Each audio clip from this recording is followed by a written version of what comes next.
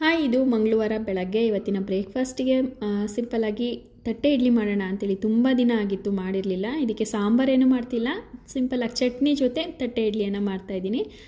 ತಟ್ಟೆ ಇಡ್ಲಿನ ನಾನು ಸುಮಾರು ಅಲ್ಲೇ 1 ಇಯರ್ ಮೇಲಾಗಿತ್ತು. ನಾರ್ಮಲ್ ಅರ್ಜೆಂಟಿಗೆ ಸ್ಕೂಲ್ಗೆ ಮಕ್ಕಳಿಗೆಲ್ಲ ಬಾಕ್ಸಿಗೆಲ್ಲ ಕಟ್ಟಬೇಕಿರುತ್ತೆ ಅಂದ್ಬಿಟ್ಟು ನಾರ್ಮಲ್ ಪ್ಲೇಟಲ್ಲೇ ಮಾಡಿಬಿಡ್ತಾಯಿದ್ದೆ. ಇವತ್ತು ರಜೆ ಇರೋದ್ರಿಂದ ಸ್ವಲ್ಪ ಲೇಟ್ ಆದರೂ ಪರವಾಗಿಲ್ಲ ಅಂತೇಳಿ ಇಡ್ಲಿಯನ್ನು ಮಾಡ್ತಾಯಿದ್ದೀನಿ. ನನಗೆ ಒಂದು ಕಮೆಂಟ್ ಬಂದಿತ್ತು, ನೀವು ಓವನ್ನಲ್ಲಿ ಸ್ಟೀಲ್ ಪಾತ್ರೆ ಯೂಸ್ ಮಾಡ್ತೀರಾ ಅಂತೇಳಿ. ಇಲ್ಲ, ಈಗ ತುಂಬಾ ಚಳಿ ಇರೋದ್ರಿಂದ ದೋಸೆ ಹಿಟ್ಟಾಗಿರ್ಬೋದು ಅಥವಾ ಇಡ್ಲಿ ಹಿಟ್ಟಾಗಿರ್ಬೋದು ಅಷ್ಟು ಚೆನ್ನಾಗಿ ಉಬ್ಬಿ ಬರಲ್ಲ. ಅದಕ್ಕೋಸ್ಕರ ಓವನ್ನ ಪ್ರೀಟ್ ಮಾಡಿ ಅದರೊಳಗಡೆ ಇಟ್ಟಿರ್ತೀನಿ. ನಿಮ್ಮ ಡೌಟು ಕ್ಲಿಯರ್ ಆಗಿದೆ ಅಂತ ಅಂದ್ಕೊತೀನಿ. ಇಡ್ಲಿಗೆ ಕಾಂಬಿನೇಷನ್ನಾಗಿ ಕಡಲೆ ಬೀಜದ ಚಟ್ನಿಯನ್ನು ಮಾಡ್ತಾಯಿದ್ದೆ, ನಾರ್ಮಲ್ ಎಲ್ಲರೂ ಮಾಡೋ ರೀತಿಯೇ. ಇದಕ್ಕೆ ಸಾಂಬಾರೇನೂ ಮಾಡಿರಲಿಲ್ಲ. ಹಾಗೆಯೇ ಇವತ್ತು ಒಂದು ಲಾಂಗ್ ವಿಡಿಯೋನ ಅಪ್ಲೋಡ್ ಮಾಡಿದ್ದೀನಿ, ಹೋಗಿ ಪ್ಲೀಸ್ ನೋಡಿ. ಇಷ್ಟ ಇದ್ದರೆ ಪ್ಲೀಸ್ ಒಂದು ಲೈಕ್ ಮಾಡಿ, ಹಾಗೆಯೇ ಸಪೋರ್ಟ್ ಮಾಡಿ ಲಾಂಗ್ ವೀಡಿಯೋಸ್ಗೂ ಕೂಡ. ಇವತ್ತಿನ ಬ್ರೇಕ್ಫಾಸ್ಟ್ ತಟ್ಟೆ ಇಡ್ಲಿ ಜೊತೆಗೆ ಕಡಲೆಕಾಯಿ ಚಟ್ನಿ.